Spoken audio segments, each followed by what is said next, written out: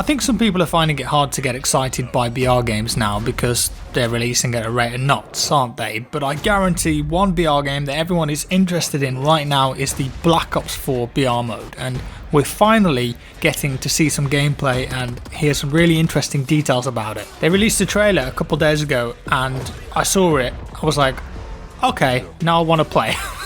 We already know that the VR mode is called Blackout, and what we also know is when you can play it. On Monday 10th of September you can actually jump into the Blackout beta on PS4, but PC and Xbox players need to wait a little bit longer until the 14th. This is going to give us our very first glimpse at proper unedited gameplay from Blackout. We've had teasers and, like I said, the trailer, but actual gameplay of how it's going to play over a 20 to 30 minute match, we don't know. So I imagine that lots of people will be really interested in giving it a go come Monday. The map itself is the largest one in Call of Duty history, it has to be. It should come as no surprise considering that COD is a small scale game for the most part. So if you're creating a mode where almost 100 players are going to duke it out, then you need to have a big map. Treyarch have also released a shot of the map with all the place names too. It actually looks really good on first glance. Locations include Factory, Cargo Docks, Array, Firing Range, Rivertown, Asylum, Hydro Dam, Estates.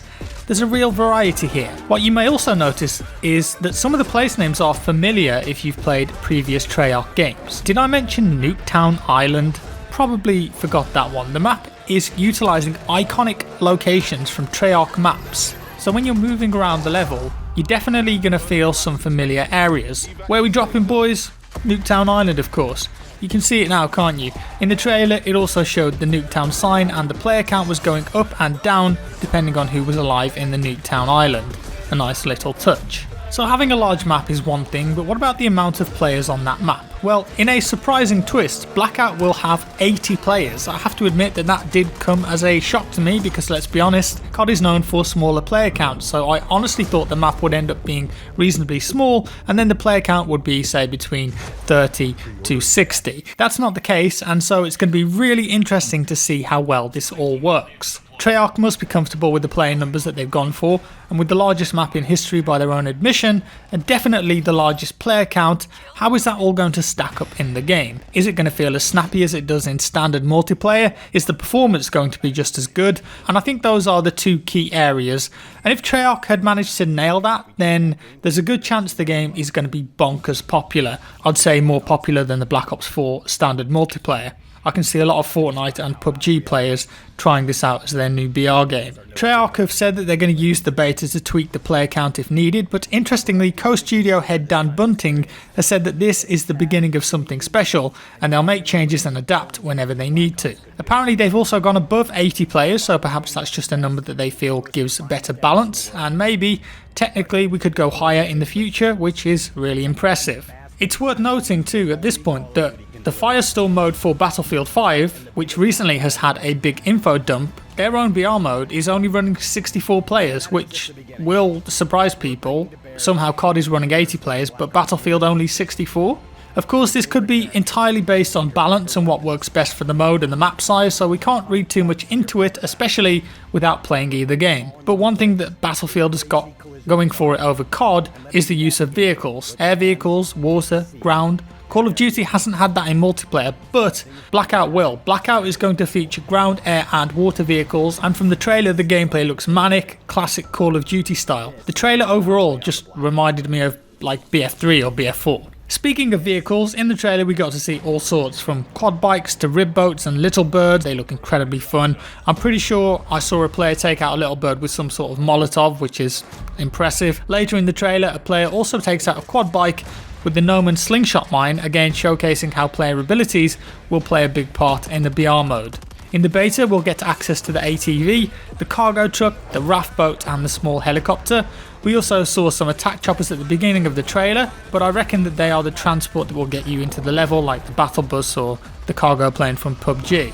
In one of the teasers we got to see the player using the wingsuit to guide themselves down to the ground, and then use a parachute at the end which auto deploys. The wingsuit will be a tool that you can use in the middle of a game, and they call it base jumping. In fact, in the middle of the trailer we get to see a player using the wingsuit to bail off the hydro dam, and then later towards the end we see a player running off the construction site and using a grapple onto a crane to avoid being killed. So it seems like specialist equipment is going to be hard to find in the world, but it can make a big difference and will be incredibly useful.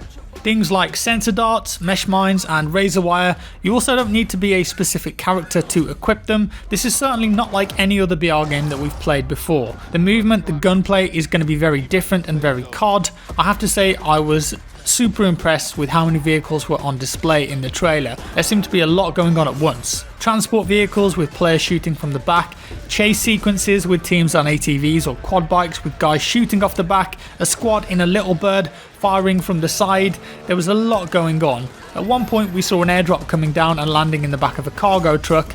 I guess that one squad had the right idea. And speaking of different, what about zombies? We already know that COD has got a long history with zombies. Treyarch introduced them as far as I know. They're apparently going to be in the BR mode too. What? Madness. So as it happens, AI zombies will spawn in at certain locations marked with the light from a mystery supply stash. And they can either be a hindrance to you or you can use them to your benefit. The monkey thing, for example, that attracts the zombies, so you could use that to mob a squad of enemy players, I suppose. And I think you saw an example of that in the trailer. I think this is just another way that Treyarch are trying to separate their BR mode from other games out there, so we need to see exactly how this is going to be utilised, and is it really a good gameplay mechanic or just a pointless gimmicky tack on. There's been some more info dropped too when it comes to perks. Blackout will have perks available to players, some of which are unique to the mode and some of which are just tweaked versions from the standard multiplayer. Paranoia gives you an audio alert when you're targeted by an enemy player. Skulker lets you move faster when crouched or prone. Stimulant increases your max health by 100 points. Outlander gives you reduced damage from the circle and increased speed when taking damage from the circle. And then there's others like Looter, which reveals nearby stashes and items. Iron Lungs lets you hold your breath more when sniping and underwater. And Consumer reduces the time it takes to use items by 20%. It's also worth noting that the perks are consumable items, so their benefit is only for a very short amount of time and they take up an inventory slot. So you'll have to sacrifice something else in order to carry them. And here are some stats for you. There are 3 tiers of health and armor. I think that's pretty standard for BR games nowadays. 8 primary ammo types, that's quite a lot. 12 equipment items, 17 consumable perks, 17 weapon attachments, and 24 different weapons. Now that in its entirety is a lot of items and weapons to play with. Of course, these numbers could change by launch and even improve. Most of the items that you'll find in Blackout need to be equipped. By default, you can have 2 weapons, 1 health item, 1 armor item, a backpack, about 200 of each ammo type, and 1 equipment item. You can carry extra health and equipment in your inventory, but not weapons or armor, and your backpack will allow you to carry up to a maximum of 10 items at a time. Health items will include first aids, med kits, and trauma kits. You know what, guys, my initial hype for Black Ops 4 was pretty low. When they showed the multiplayer at the reveal,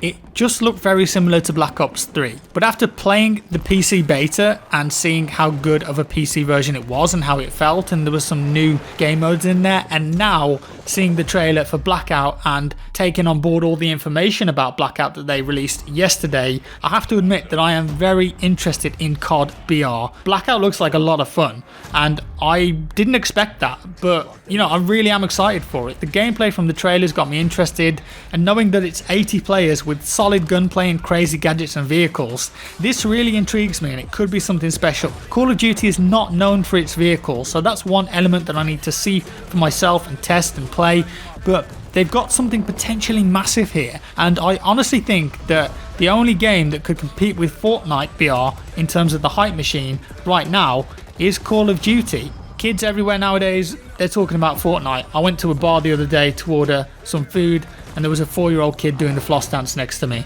It was mad. Parents are sick of it, school teachers are sick of it, everyone's sick of it, but kids love Fortnite.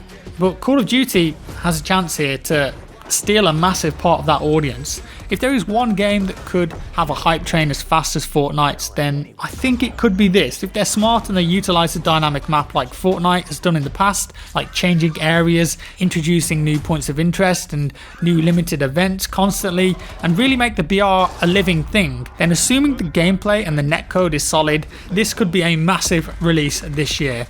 And it wouldn't surprise me if a load of the Twitch streamers and YouTube content creators start hammering this when it comes out and don't do as much Fortnite. In essence, I think that Treyarch have favoured the BR mode here over the single player campaign. Yeah, that's going to upset some people, but the Black Ops series, I think after Black Ops 2, has really focused heavily on multiplayer.